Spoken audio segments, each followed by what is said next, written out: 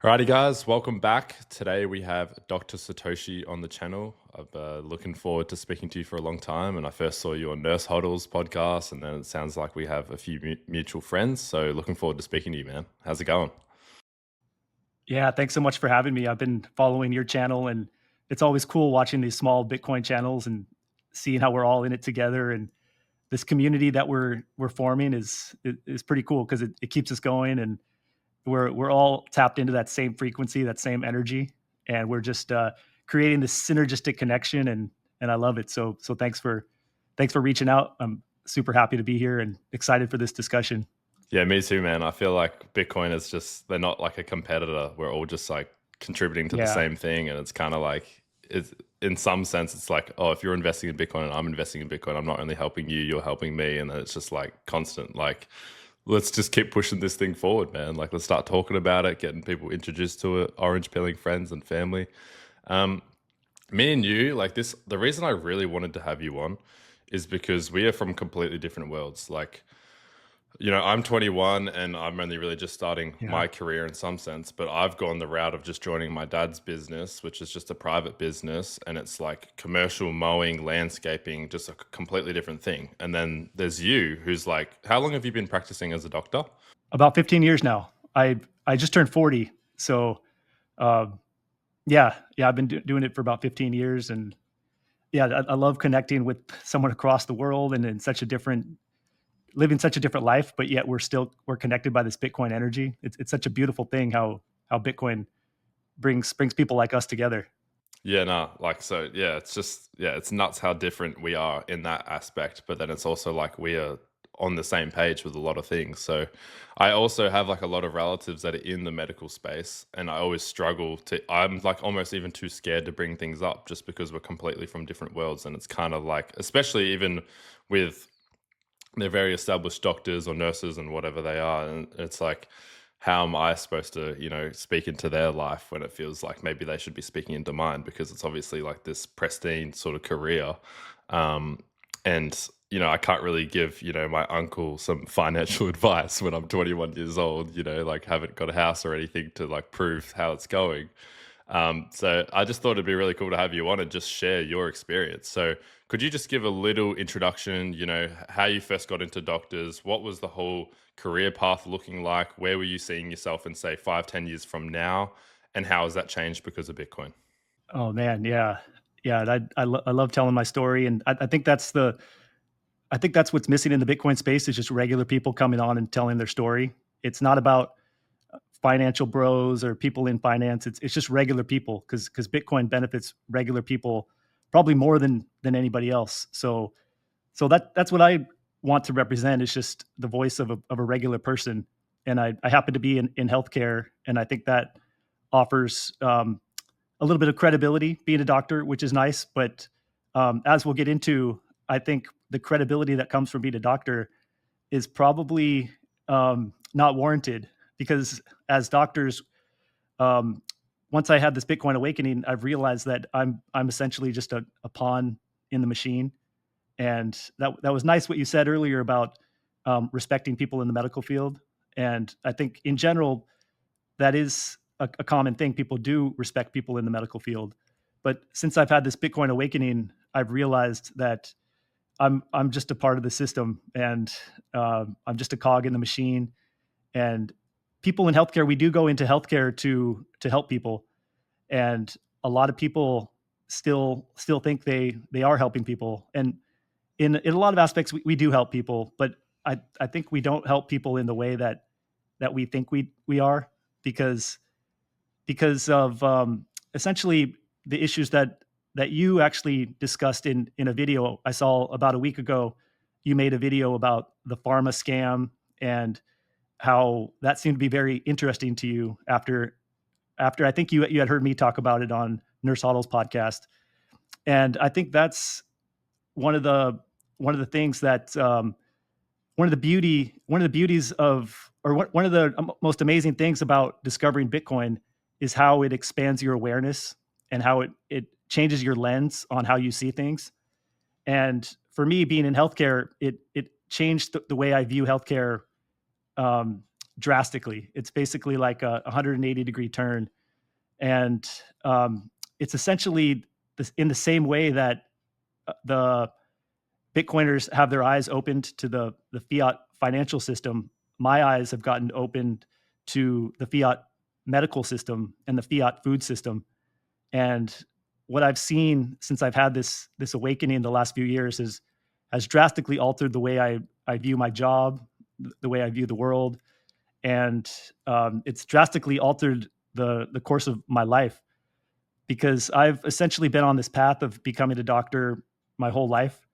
I've always been a good student and a good son and following the rules. And so when you're young, you don't necessarily know what you want to do for the rest of your life, and it's always such a difficult decision, and it's kind of a tough thing to have to decide the course of your life when you're just 18 years old. So that's essentially how I went down this path, is that I was a good student, and my mom was a nurse, and my parents just encouraged me to become a doctor. So I just went down this path and just put my head down and went through all the schooling and sacrificed the majority of my 20s so that I could study and make it to be a doctor. And this is one of the things that I've learned with this Bitcoin awakening, is that we go down this path that the fiat system wants us to go down, and I essentially followed that path to a T. And before I discovered Bitcoin, I was happy with this path. I never questioned it, and I was well respected and making good money. And so I didn't really have any reason to question it. But when I discovered Bitcoin, it forced me to question it. And um, and once I started questioning it, I just realized that my whole life was just on this path that wasn't a path of my own design. It was just a path that the fiat system had laid out for me. And um, and so now that I've had this awakening, um, I've I've had to struggle with remaining a doctor in the system, because I'm essentially just pushing pills, and I'm not really helping people in the way that I want to help people. What I what I want to do is I want to heal people. I want to actually improve their health. But in my position as a doctor in the hospital, I'm really just managing disease and giving people pills. And when you go down the healthcare rabbit hole, you realize that pills are not necessarily what's going to help a person, and a lot of times they actually do more harm than good with all the side effects. And because of the system that we're in, where doctors are just indoctrinated and essentially brainwashed into thinking that the only way we can help someone is by prescribing a pill. And if you go down this rabbit hole, it's pretty deep, and it's very similar to the rabbit hole you go down with the fiat finance system. And you realize that root root cause healing is not incentivized at all. It's all about having patients who are chronic, lifelong customers of these pills, and so the incentives are not to heal. The incentives are to keep people coming back and keeping people dependent on the system. And so what I've realized is that it's it's tough for me to just stay in this system. It's killing my soul. So I've cut back my hours tremendously, but I'm trying to move into this parallel system and create actual healing, and tap into like um, root cause analysis for why people are feeling the way they're feeling, and just get back to like ancestral nutrition and just basic things that the fiat healthcare system has basically made so complicated on purpose, essentially to confuse people and make them think that they need to be dependent on a system, when in reality it's very simple. It's very simple. And all it is just eating natural foods, getting good sleep, avoiding toxins. And yeah, it's been a crazy last few years going down this rabbit hole. And my future hopefully will be, um, I'll be spending less time in this fiat system, and the goal is to eventually break away from this fiat healthcare system entirely And I think that's the goal for a lot of Bitcoiners, is to start building these parallel systems. Once our eyes get open to how things work in the fiat world, it gives a strong incentive to start building these parallel systems. And I'm very hopeful for the future as more people start waking up to these corrupt fiat systems. We're going to start building these parallel systems. I don't know how long it's going to take, but we're definitely moving in the right direction. It's funny because, like, as you're speaking, I'm trying to think of the next question, and then you say something that I'm like, oh, I really want to go into that, and then you say another thing, and I'm like, I really want to go into that, because it's all just so interesting because it's so opposite of our current thinking. Like, I'll just share a little story, but not long ago, I went out with some friends after a sports game, and someone had seen my Big Pharma video that I did. It only had 60 views or whatever, but this guy's a regular watcher just because he's supporting me, and he doesn't have any Bitcoin or anything. And sort of brought that up, and he was like, hey, you got to be careful and stuff with that. And I was like, yeah, no, I agree. Like, you have to be careful because a lot of people just see that as, this big conspiracy and everything. And maybe YouTube will now, shadow ban my account and things. But I think what a lot of people, as soon as there's a pushback, it's either a conspiracy or it's, oh, what? So you're so against your local GP, like you're so against the physio on a local level. You're so against. It's like, no, no, no, no, no. Like, all those people, I'm sure, have good intentions. They're not bad people. They're people that, if I come in as a 21-year-old and I have some sort of anxiety and suddenly I'm hooked onto a pill to the end of my life, that person that gave it to me didn't necessarily have bad intentions for me. It's just they're following the system. And so I just think a general practitioner, like on that sort of level, like a local level, a doctor on a local level, has good intentions. Maybe that whole facility has good intentions, but it's the systems above. So it's like the same with you. Obviously, you've gone into being a doctor not only because you're extremely smart, but also you have good intentions for the people that you're trying to help and heal and fix. But there's a new system that comes in where it's like, hey, like, don't just treat it on the spot, give them this, and then they'll have to come back next week, or, and they might not tell that directly to you, those words, but that's sort of the big picture. And I sort of see where Bitcoin comes in, and where you start to remove things like greed and things, because once you actually go to a hard money where it's not just a printed dollar, I think we could see a world where doctors are no longer just giving pills and just dragging these things on, but rather maybe they visit your house on the spot where you're bedridden. They come out and see you. They give you essential vitamins, essential oils, hey, how about you change your diet? How about you change your sleep schedule? Let's review your sleep. Let's review all this. And it's like, imagine in a world where it's like literally that one-on-one connection. Like, I don't know what that looks like, but I think that's a world where we could head towards with Bitcoin, because once you remove all the corruption of the fiat system where they have all these hidden motives to get profit and other things, if you remove that, people just go back to basic morals, back to basic care, back to basic foods, like you said. There's so many things I'd like to dive in, but firstly, could you just dive in a little bit of maybe I don't know if you've read the Fiat Food book, Yeah, but I'm working my way through that right now. well, Yeah. even like that aspect of things, like how do you think the fiat system has caused such a just this absolute illusion of what we should be eating, like carbohydrates, these cereals that are just absolute toxic, things like that. Could you just go into a little bit of what your perspective is on that? Yeah, absolutely. And I think it's very important to address the idea of conspiracy thinking, because that is how um, these ideas get discredited by the system, is by saying, oh, it's a conspiracy. And with Bitcoin, once you realize the fiat money conspiracy, it opens your mind to realize that things that you previously thought were conspiracies, if you just peel back the curtain a little bit, you realize they're not conspiracies. It's really, and they're not even really that well hidden. It's just everyone's so plugged into the fiat illusion and the fiat matrix that we don't question it. But as soon as you just pull it back a little and question just a little bit, the illusion really falls apart. And it falls apart with fiat money very quickly when you see the central banks and the money printing. And the same exact thing applies to healthcare. So it's very easy for people to just write it off as conspiracy. But it's also very easy to just look into it a little bit and realize the truth of it.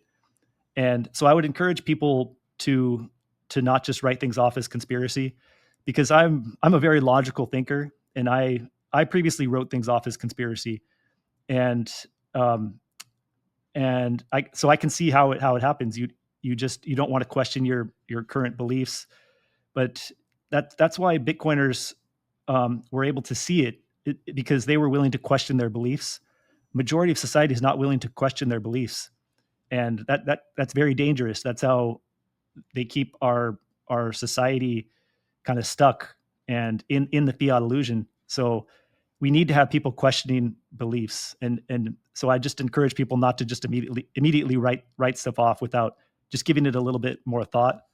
And so getting into some of the ideas in the fiat food book, which is a fascinating read. So for any Bitcoiner, I would highly encourage you to read this book, and anyone in general, because what we put in our bodies is so important. And what I realized is I never really even thought about it.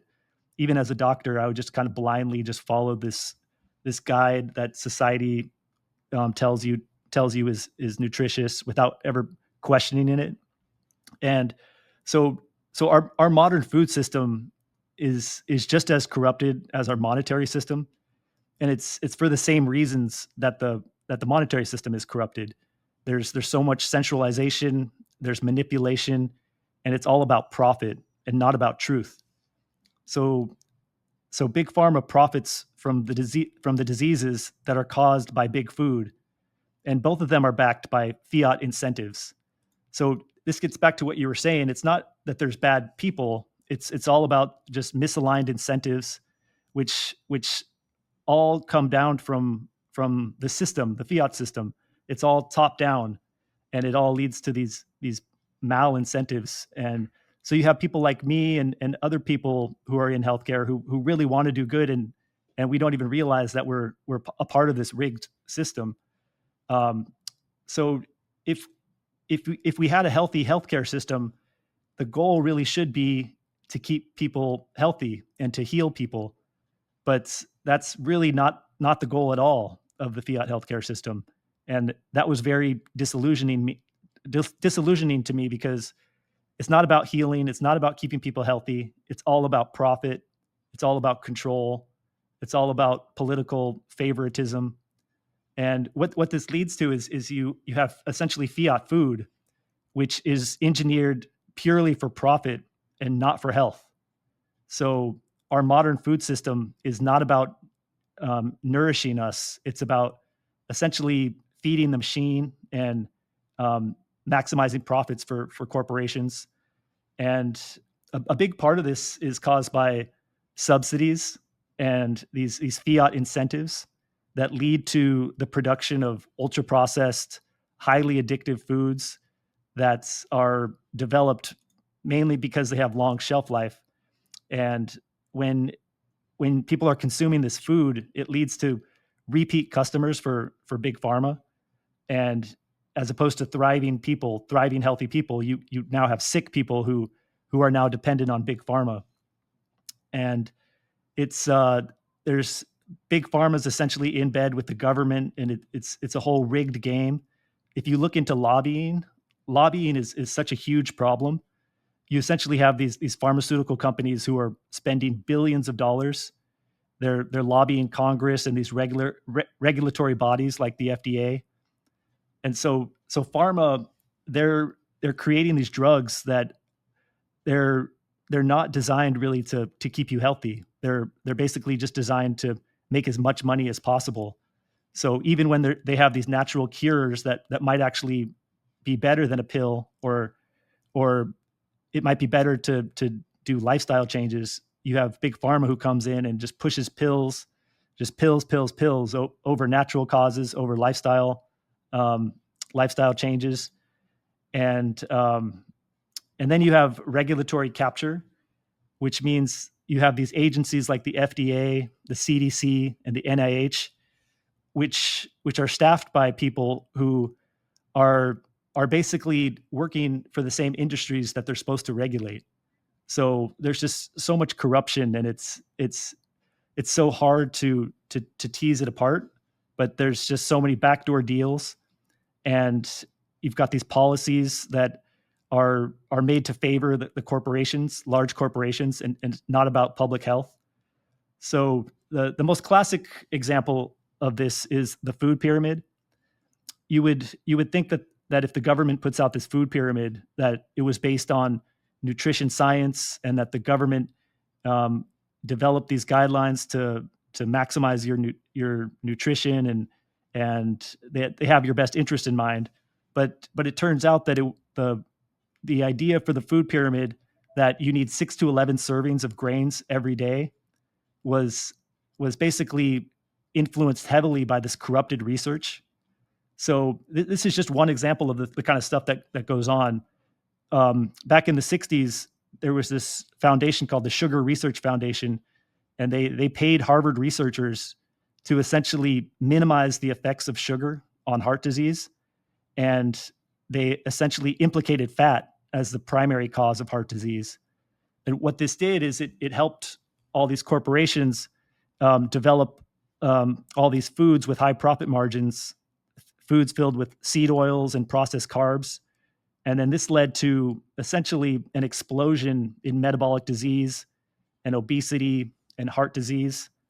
And it's got to the point now where chronic disease is essentially normalized. I see it every day at work. You have patients in their 30s and 40s who are on all these medications, and that's not normal. Our bodies are are engineered to essentially heal themselves. We don't we there's no reason why we should be on 10 medications. And essentially they create the problem, and then they sell us the solution. And this is purely this cycle that's all caused by misaligned fiat incentives. Yeah, it's just I kind of hate hearing stuff like this because it's just like when truth hits you in the face and you're like, sheesh, I've just been living somewhat of a lie.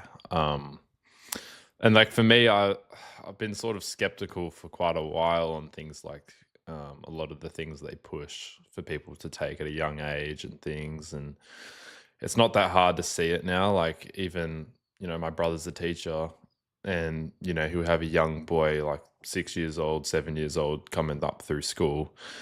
And, he doesn't want to sit still. He wants to run around, go outside. And they're like, the parents will just go, oh, I took him to see a specialist and he has high anxiety, or he has high, ADHD. And so we've put him on these subscriptions, and then at this age, he'll have to take these. And it's just like, what is going on in this world? Like, when did everything become a pill? Like, I just feel like if that kid can't sit still, it's not healthy for a kid to sit still for 6 hours anyway, especially at that age where, a young boy just wants to go run outside, like run and play in the dirt, go out in the bush, build things and do stuff, because that's just what we do. Like, it's just in our nature to be creative, go build things, do things, not just on a piece of paper scribbling down and watching a screen, but we should be, finding what we love, finding our passions. And it's just, yeah, I'm just starting to see it everywhere and I can't unsee it. And anytime that someone wants to push something on me, I'm just instantly just like first skeptical before I accept anything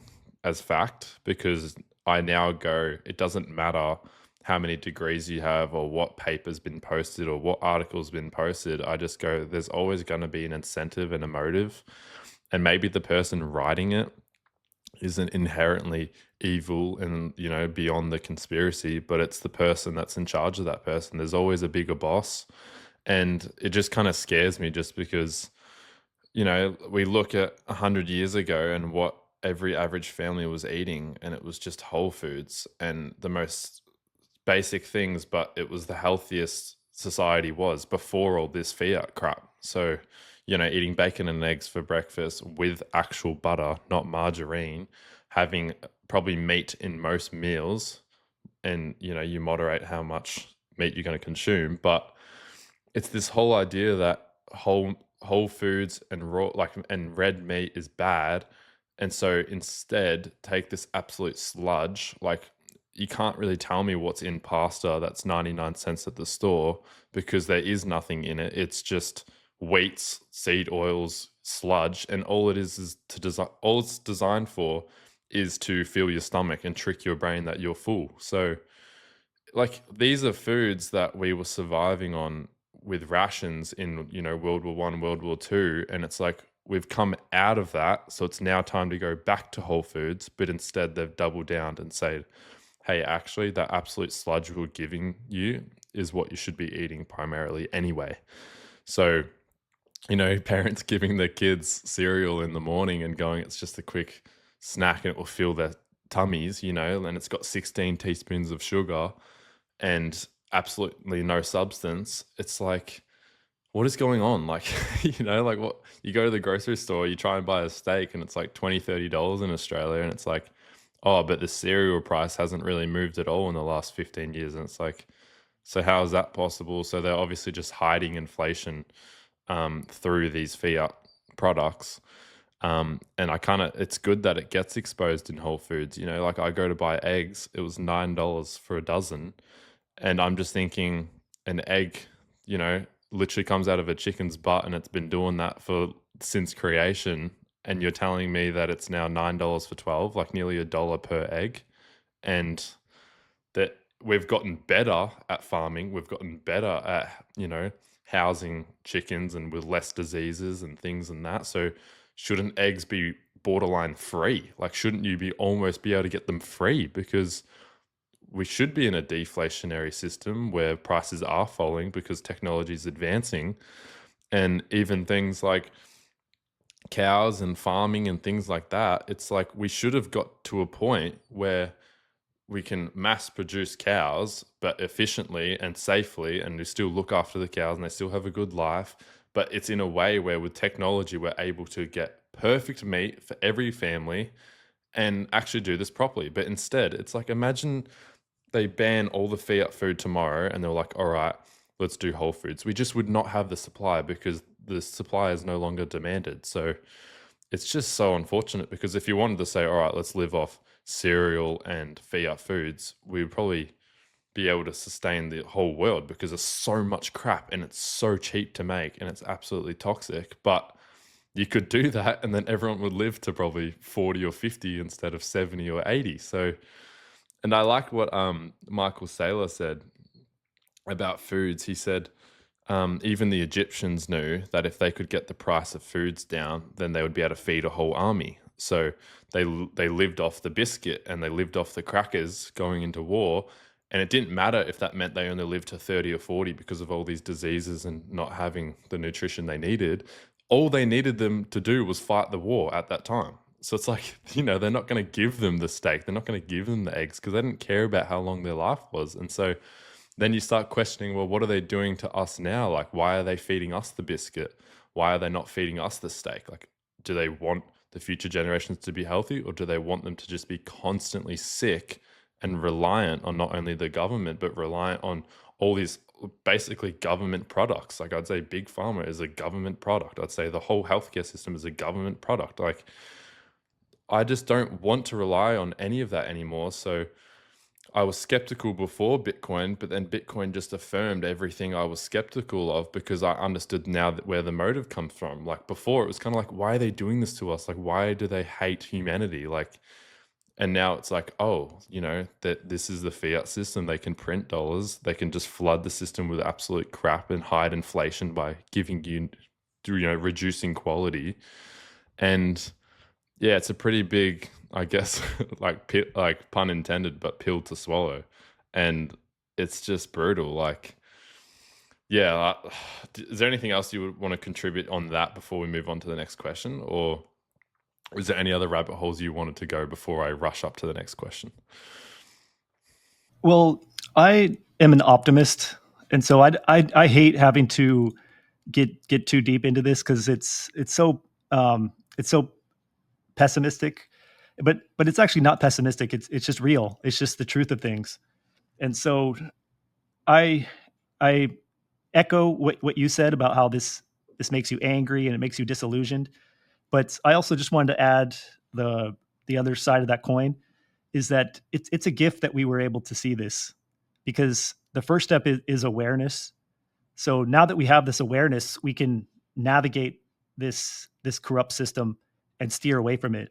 In the same way that we can do that with Bitcoin, once we see it, once we see the inflation and how our dollar is basically a melting ice cube, we can move our money into Bitcoin, and then we're protected, and we can see the corruption, but we don't have to be affected by it. And that's kind of the same principle with healthcare and food, and that's why I want to talk about this stuff, not to get caught in the loop of how could the government do this, or this is so messed up, but so that people can be aware and break free from these systems. And the first step is awareness. So when you were saying before about people writing it off as conspiracy, the it doesn't matter to me whether people think it's a conspiracy, but what matters to me is that they're still going to be stuck. If they write it off as a conspiracy, they're going to stay stuck and controlled by these systems. And since I've had my eyes open to this, and since other Bitcoiners have had their eyes opened, we kind of feel like it's our obligation to at least put the word out there and give people the opportunity to have their eyes open to this stuff, because awareness is the first step. And once you have the awareness, it gives you the empowerment to avoid the traps. And it's actually not that easy to avoid the traps once you see them, once you're aware of them. It's not that easy to start eating healthier and avoiding seed oils and avoiding processed sugars. So that's why I do this, and that's the tone I want to have, is a tone of optimism and a tone of excitement and gratitude for having this awareness and being given the opportunity to not be a slave to the system. Yeah, man. Yeah, no, I appreciate that. Try and make it a bit more positive. You can probably just hear the frustration in my voice, just because it's all still new to me. Like, it's just like, I just get blown away, because I just can't believe, how long this can go on for. But no, it is good that our eyes start to open and we can start to share it with people that we know. And even when I see Jack Mollers, he'll do a whole presentation on Bitcoin, and then he'll kind of finish it with, stack sats and then eat steaks and eggs, because he's just hinting, there's more to this, I also just wanted to dive into sort of, maybe just a little more of your experience of being a doctor and still feeling, I suppose, the financial pressure, because a lot of people just go, oh, well, this is just a problem for you because, you're 21, you're trying to find a way to save, and no wonder you're going, all in on this thing, because right now your trajectory might just be, I'll just work till retired and then maybe settle down and just have my house paid off and just have sort of made it by the end of time. Could you sort of share your experience how it actually is affecting doctors and people that are maybe in this class above? Because a lot of people might just brush that off and say it's on a need-to-know basis and doctors don't need to know. But I think that's not the truth. So could you just go into your experience on that? Oh, yeah. Yeah. Thank you for this question, because this is something that I see every day. So I was fortunate enough to discover Bitcoin and to be able to not be as affected by everything that's going on as my colleagues are. So yeah, people assume that doctors make good money, that all of these issues with inflation probably don't affect doctors very much, but it's actually, doctors are affected just as much as anybody else. Everyone is affected by what's going on with the money printing and the erosion of the purchasing power of the dollar. So I've tried talking to my colleagues about Bitcoin, and some people are open to it. Most people are not. And what I see amongst my colleagues is this increase in stress every single year, because yes, doctors make good money and they are sheltered a little bit, but when so say a doctor buys a house and they have their mortgage and they've allocated a certain percentage of their money to pay that mortgage. If every year their purchasing power is decreasing, then they can slowly feel the pinch of that.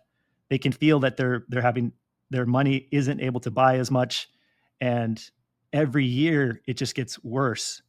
And that essentially leads to this low level stress, and it's palpable when I'm around them. I can feel it in their energy and in their conversations. They're always just more stressed than they were a few years ago, and I can feel the stress rise as time goes on. And people are starting to look for second jobs. They're starting to work more shifts. They're starting to have to see more patients just to maintain their same purchasing power as before. And this is not a sustainable long-term solution. If every year a doctor has to do more work, and not just a doctor, but any occupation, if every year you have to do more work, then essentially every year you're just going to be spinning on that hamster wheel faster and faster until it reaches a breaking point. And it's going to reach a breaking point. It's not sustainable.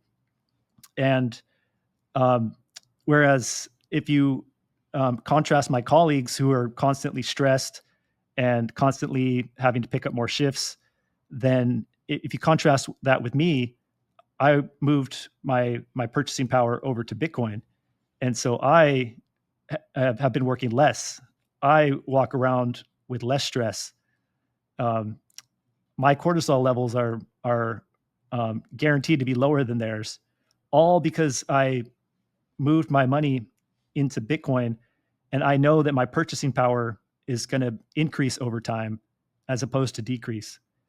And that sounds like a small, subtle difference, but it's actually not subtle at all. It's actually everything.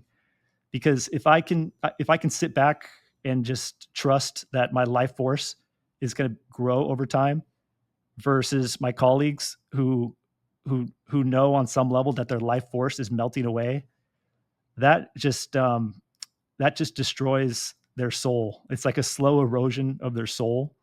Whereas my soul, I can feel my soul expanding because I now have more time because I'm able to take more time off to think about my purpose and to see the bigger picture. And um, because I don't have that stress and because I now have the time, I can actually think hard about what my soul's purpose is. And I can see my colleagues, they have no time to think about this stuff. They're just running faster and faster on that hamster wheel. And um, it actually gets back to this idea um, of Maslow's hierarchy of needs. Have you heard of this concept? Negative. So this is I think you'll really like this concept. There's this concept called Maslow's hierarchy of needs. It's basically a triangle, and at the bottom of the triangle, you have your basic survival needs, like safety and food. And then as you go up the triangle, there's things like relationships and love and esteem. And at the highest part of the triangle is self-actualization.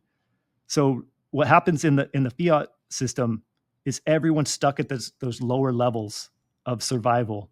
They're just trying to stay afloat. They're trying to ensure that they've got a roof over their head. They're trying to ensure that they're able to afford food and safety. And so people are stuck in these lower levels. And when you're stuck in those lower levels, it's impossible to rise up to those higher levels on the triangle. So it's impossible to start thinking about self-actualization. And when when you can never get to self-actualization on the individual level, then society can never get to self-actualization. So society is always going to be stuck in this hamster wheel. But if you imagine people being able to move up that triangle and not have to worry about safety or basic needs, and having more time to self-actualize and figure out what their purpose in life is, then society will also heal itself as well. So that's what excites me most about Bitcoin is healing, not just on the individual level, but on a society level. And we talk about all these problems in with this current system, but when you have Bitcoin, all of those problems get better.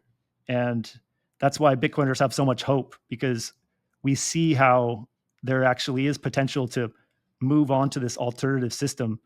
And in this parallel system, all these problems are not things we need to worry about anymore. And society can thrive, and society can advance, and we can reach a level of prosperity that not only is not possible right now, but is something that our brains can't even fathom because we're so stuck in this lower level paradigm. But if you take away all these misaligned incentives in the fiat system, you basically take the governor off of society, and it's really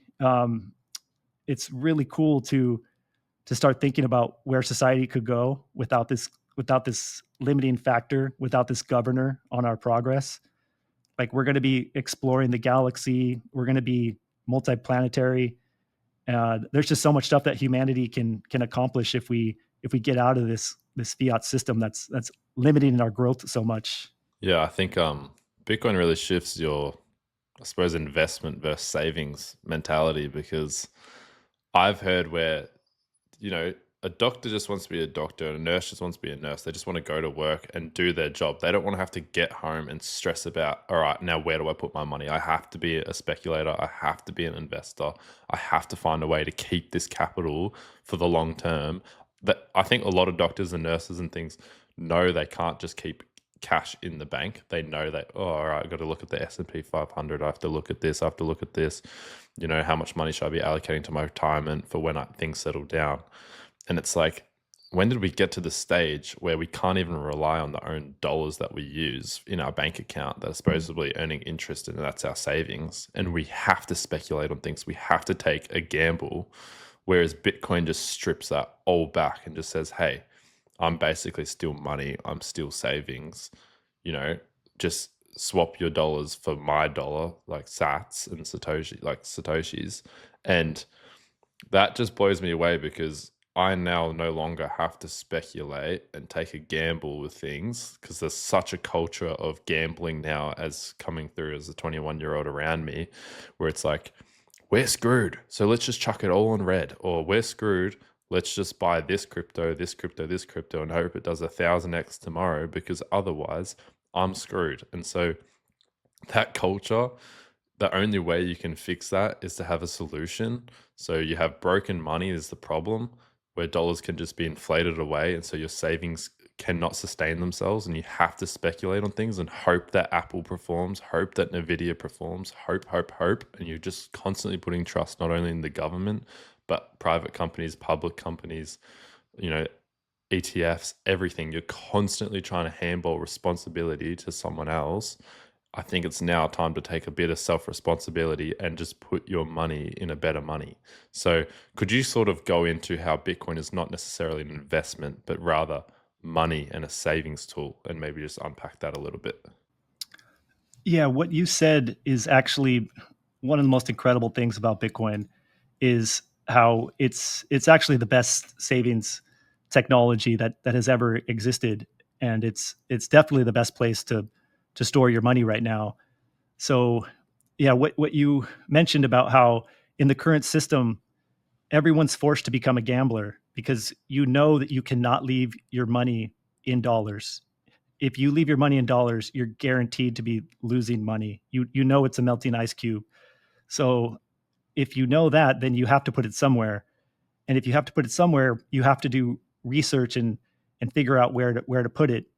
And when you were talking about how a doctor, a nurse, they're not specialized in finances, so you're essentially forcing someone who has very little knowledge about finance to have to do research in their time off of work, and that essentially becomes a part-time job, which then makes it so that they can't put all of their life force into doing what they were meant to do, into their main job.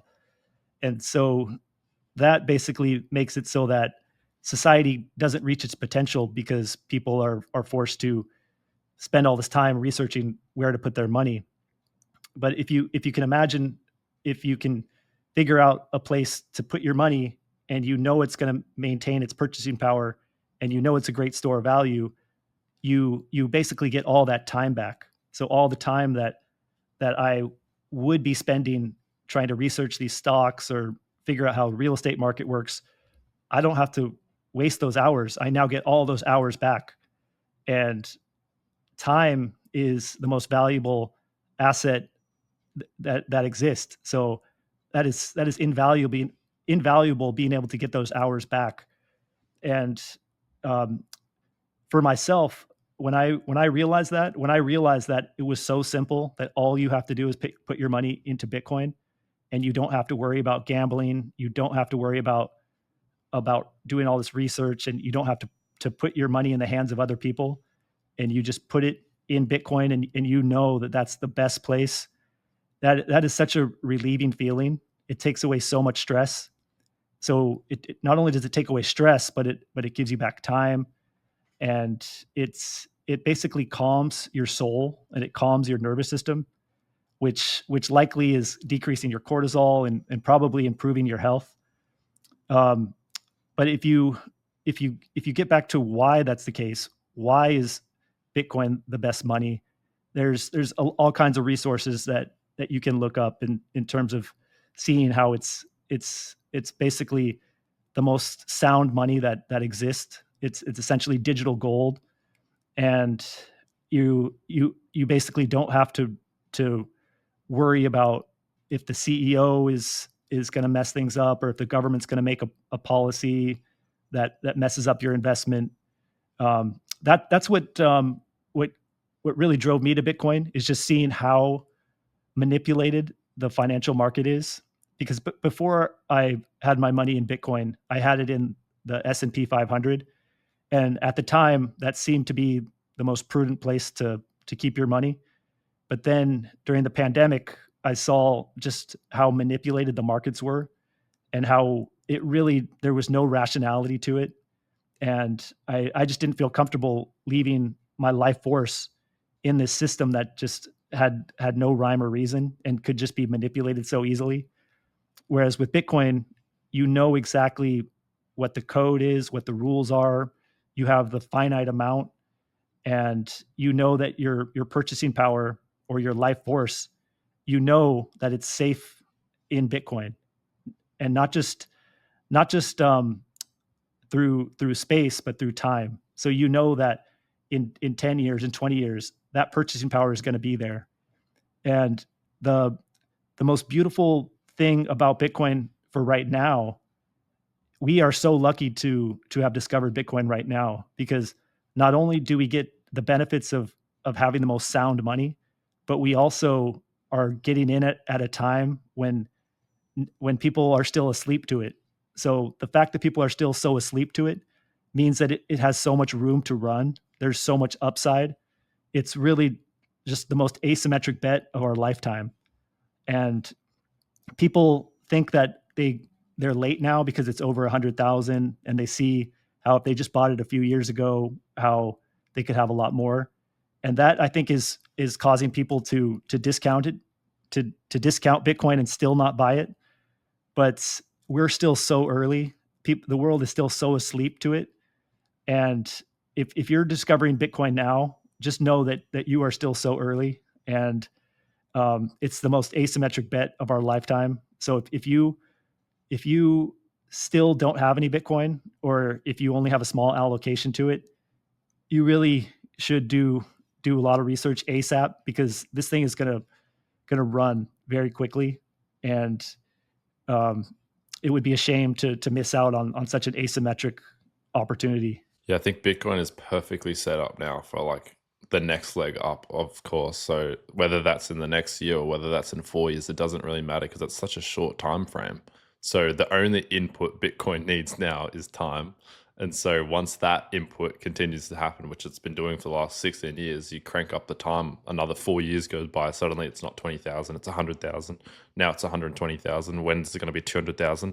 Like 200,000 could literally be in the next 6 months, or it could be in the next year. It doesn't matter. All you need is time in the market. And so I think what's really cool about Bitcoin is it sort of takes characteristics from other asset classes, but the superior part of that asset class, and then it combines it into Bitcoin. So it takes the store of value aspect from gold, store of value for thousands of years, but then it also takes, scarce property that's desirable, something that's like beachfront property, or whether it's an apartment in New York, whatever it is that's gone up, say 100x in the last 100 years. It takes that element of scarcity, but also even better. So it's better scarcity than gold. It's better scarcity than scarce property. It's obviously scarcer than cash. It's scarcer than silver. It's scarcer. It's just the most scarce asset thing you could buy right now. So you want a piece of a pie that's never going to expand. So you can cut it into many pieces as you want, but it's still the same pie. So I think that's awesome, because people go, I'm so late. And it's like, it's 4% global adoption. It's tethered to the internet. The internet did 66% global adoption in less than 30 years.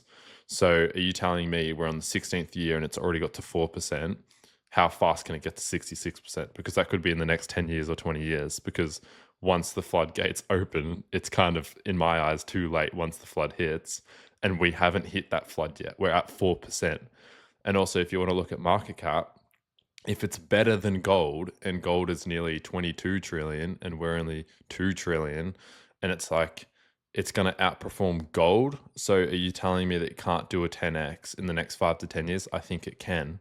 And that's where all it needs is time. So you need to get in now, because I even had a friend that was interested in Bitcoin. He bought Bitcoin last year, and I'm not sure the prices, but basically it ran up a fair bit for the Aussie dollars. It ran up to 150,000 Aussie dollars.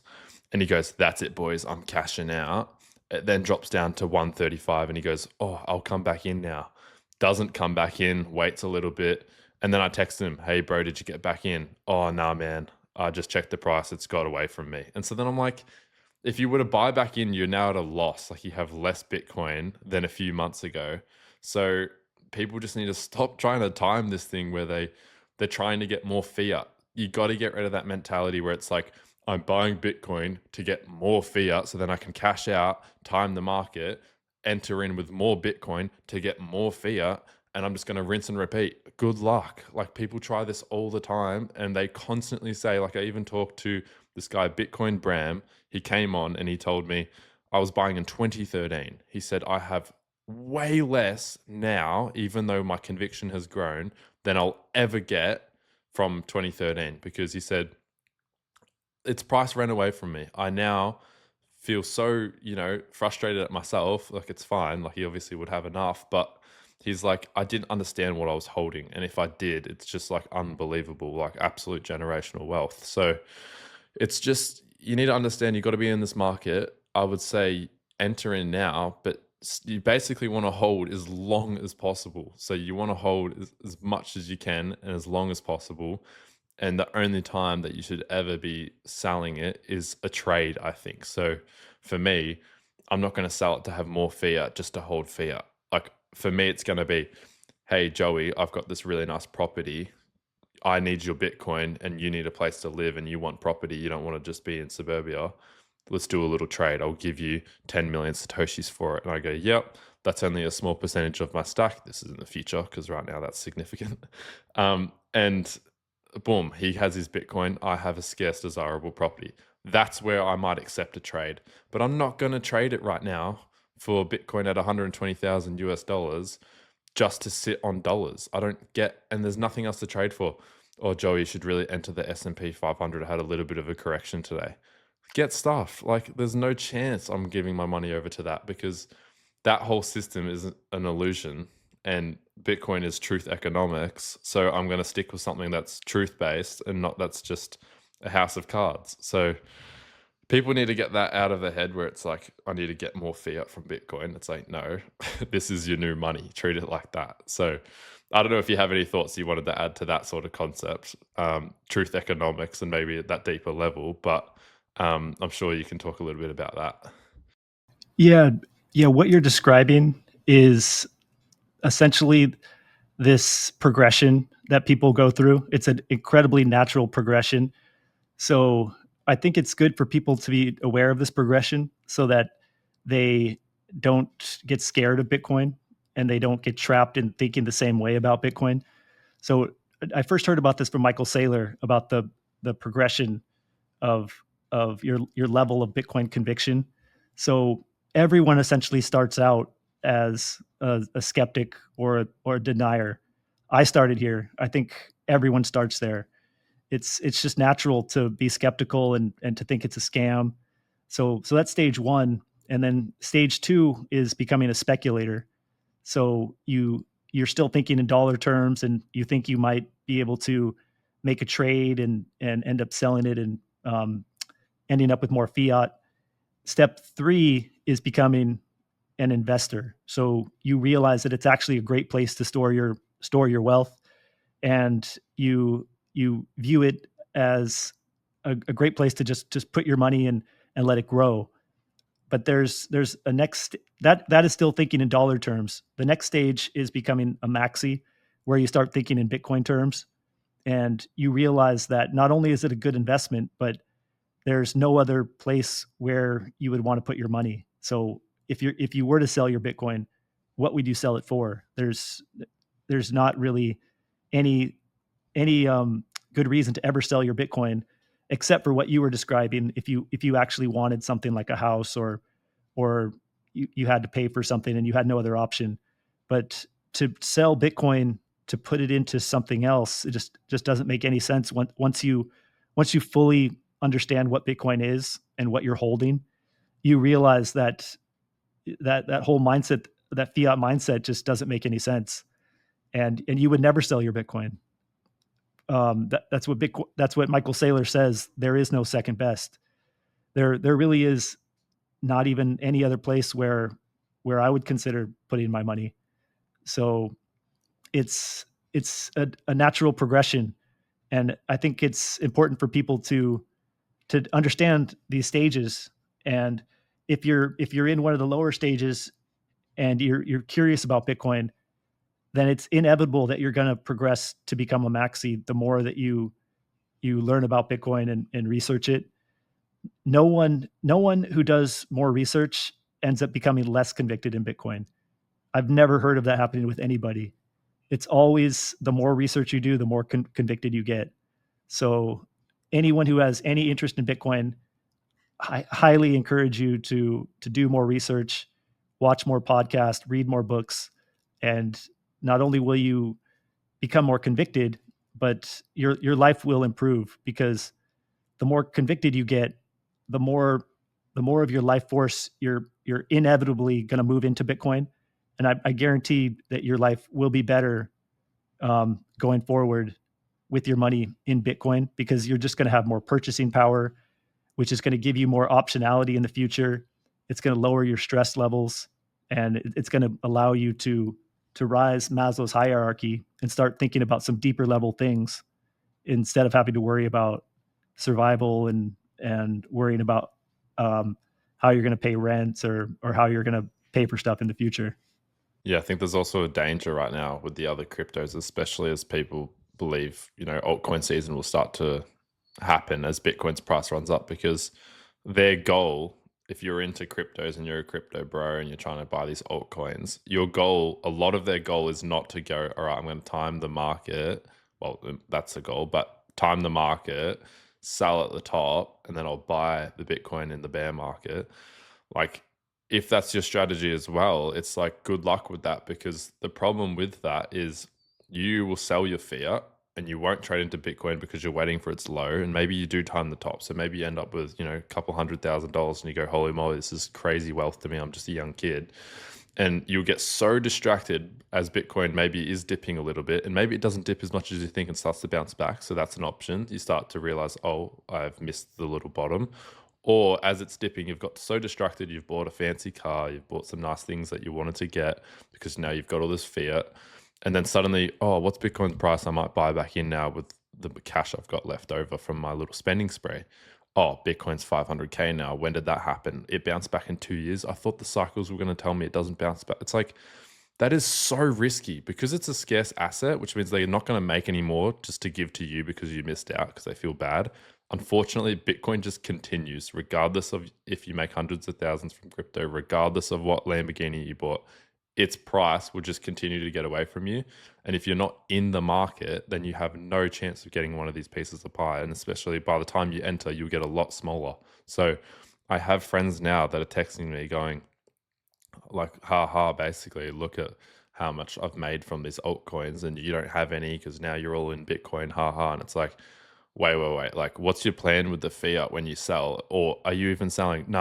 Like, it's got another leg up. I'll just wait. And then, it's like, if you don't have a plan going into these things, it's extremely dangerous. Whereas I don't even need a plan. I just buy Bitcoin, hold Bitcoin, and it's a time game. Like, zoom out in 4 years, zoom out in 8 years, zoom out in 12 years.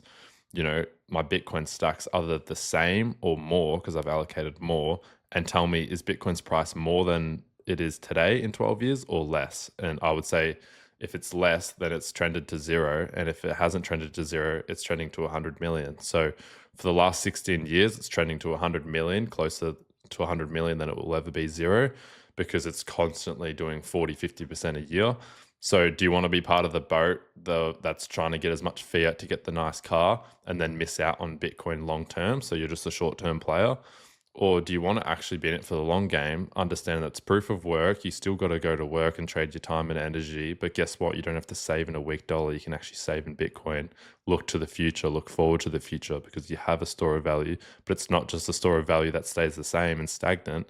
It appreciates 40, 50% a year. That will outperform everything. So your little crypto coin that does a 10x tomorrow outperforms Bitcoin in the short term. And unless you sell, and so maybe you sell and you get that cheeky 10x and you don't enter Bitcoin, Bitcoin will outperform the 10x in the long haul because it just compounds and rolls over into the next year. So even in the last 3-4 years, I've watched Bitcoin go from 25,000 Aussie dollars to now $185,000. And that was from when I was, 18, I'm now 21. And so obviously I wasn't buying much back then without the conviction, and I was still in these other cryptos. And it's like, that just happened like that. So imagine at 18, and I had the cash for nearly a full coin at that time because I left school early. And it's like, imagine I had a full coin at 21 at 185,000 Aussie dollars. Like, that's probably a third of a house right now. And it's like, that could have just happened. Like, that's not this illusion made up story that could happen. That just happened. It literally in the last 3 years, that's just done that. And even I did a video and it's like, Bitcoin just did a 50% gain in less than 4 months. It's like, that just happened. So 4 months ago, you could have got it a lot cheaper than you could have today. Like, it was at 80,000 US dollars 4 months ago, and it's now $120,000. So you'll say, oh, well, now it's definitely too late. I thought 80,000 was too late. 120,000 is too late. 160,000 is too late. 200,000 is too late. $1 million's too late. And then what about when it's 10 million? It's like, $1 million Bitcoin looked pretty cheap now that it's 10 million. It's like, do you not understand? Like, you're just sitting on the sidelines, not getting involved. It's like, how many milestones do you have to see before you have a second look? Because people constantly go to me at work, how's your Bitcoin? And then it's like, oh yeah, it's at all-time high. Oh, all-time high again. And it's like, yeah, that's what it does. Like, what are you talking about? And then they just think, oh, it's going to eventually go down. Like, one day it will crash. And it's like, you can be like that, but like, tell me how your living situation is or how you're saving, because unless it's outperforming that and doing well, you have no leg to stand on. You have no argument, because it's just like this awkward conversation of going, ha ha, you're constantly getting all-time highs. And I'm like, how's that an argument? Like, that means I've won. Like, what are you talking about? So it's just funny because the lens on it is just like, yeah, he's temporarily lucky. And then when it trickles down 10%, it's going to zero. And then it does another 100% in a year. And it's like, it's just, I don't know. It's just getting to the point where I'm like, I can only help so much and try and educate you on why money's broken and go from there. Because if I talk about any sort of numbers, it means nothing. I can tell you Bitcoin's $1 million and it means nothing to you. So I don't know when the floodgates open for retail, but the floodgates are fully already open for ETS, for BlackRock, for Michael Saylor. They've got it and they're getting as much as possible, and they have a lot more money than someone like me and you. And so that floodgate's open, but when retail floodgates open too, that's the next leg up as well. So it's just like, this is inevitable.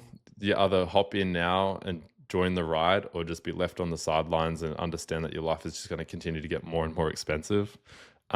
And so just as we wrap up things, is there any advice you could give not only young doctors that are coming through, young nurses, but just the general public, for young kids coming through uni, college, school, and entering the adult life? Do you sort of have some advice in regards to Bitcoin and lifestyle choices, food choices, something that you can give to young people as they watch this? Bitcoin really changed my life. It changed the lens through which I see everything. And it really is just the tip of the iceberg. So once you get into Bitcoin, you start looking at everything else. Like we started to talk about health. Um, it also just applies to, we touched upon briefly the schooling system. So this fiat system really just touches every part of your life. And the finance is a great way to get into it, but don't stop there. Finance is the first thing, and our finances are a huge part of our life because that's where we store our life force. So it definitely is a huge part of our life, but it's not everything. We often get so consumed with money because that's just the fiat system that we live in. And I've heard once before that the beauty of Bitcoin is that it is a money, but what it actually does is it allows us to not focus on money. So people who kind of condemn Bitcoiners as being all about money, it's kind of ironic because it's actually the opposite of money. Bitcoiners really don't want to have to worry about money. That's why we like it so much, because it kind of solves the money problem so that we can focus on other things in our life, other more important things, because we realize that money should not be this guiding force in our life. It should just be a tool used for exchange. It shouldn't be this guiding force that is corrupting people and the guiding force behind all these negative forces in our society. So, so I would encourage young people definitely to figure out a good place to store their money. And obviously, I am convinced that Bitcoin is by far and away the best place to store your money. But once you figure that out, then the next step is to focus on your health, because health really is your true wealth. If you, there's this quote that says, a healthy man has 1,000 problems, whereas a sick man has one problem. So our health, do not take it for granted. And based on our discussion, realize that there's these forces kind of guiding you to make decisions that are not optimal for your health. And if you don't have optimal health, you don't have optimal wealth. So finance and health go hand in hand.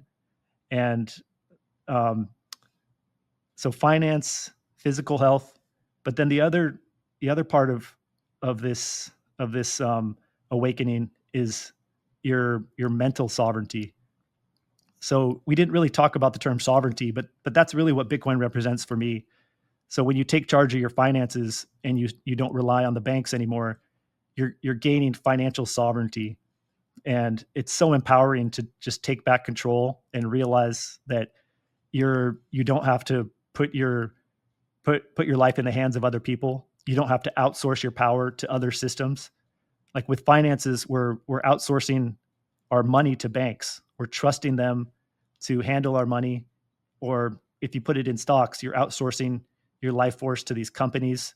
But with Bitcoin, you don't have to outsource anything to anybody. You're in charge. And when you self custody, you're fully in charge. You're not trusting anybody. So financial sovereignty is huge. Physical health sovereignty is huge, but mental sovereignty is just as important.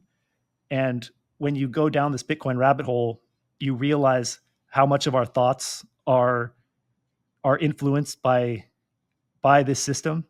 How a lot of your thoughts are not your own. They're implanted based on what you see on TV, what your feed is showing you, and what you're what's being put in your thoughts is not for your benefit. It's really to serve the benefits of the 1% and to keep you dependent. So So it's this trifecta: breaking free with your finances, breaking free with your physical health, and then breaking free with your mental sovereignty.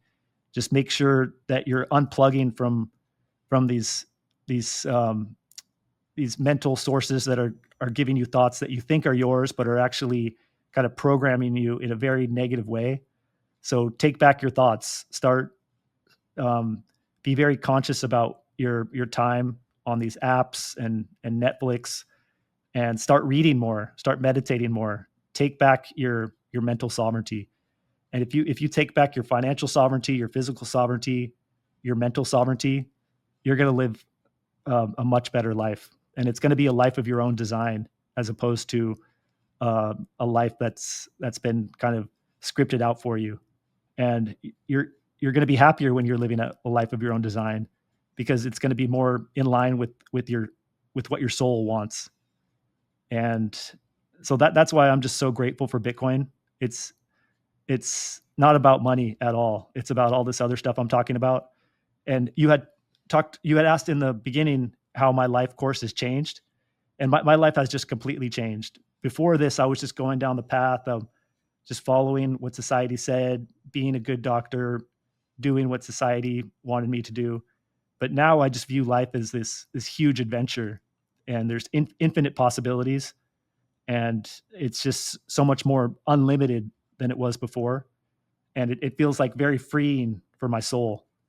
So that's the advice I would give to the younger crowd: is start with Bitcoin, because all of this stuff just kind of naturally unfolded just by getting started with Bitcoin. Bitcoin just changes the way you perceive the world, and uh, it's just such a better way to go through the world with this new lens, as opposed to this fiat lens. Yeah, man. Awesome message to young people. I think they'll all appreciate that and take a lot on board. Where can people find you? Can you just plug your channel, plug wherever they can get some of your content? And yeah, I'll chuck that in the description as well. Cool. Yeah, I appreciate that. Yeah, I'm putting a lot of time into my YouTube channel, Dr. Satoshi. I've got a podcast called The Signal. I also put out a lot of stuff on Instagram, Dr. Satoshi Wellness, and on X, Dr. Satoshi 00. So yeah, I'm going to be putting out a bunch of stuff. And if anything I said resonated, please check it out. And yeah, I got to have you on The Signal sometime. That sounds awesome. I'd love to come on. Well, Yeah. thanks for coming on. I hope everyone Cool. enjoyed the show. I'm sure they did. And yeah, go follow Dr. Satoshi on all those platforms. Cheers, man. All right. Take care.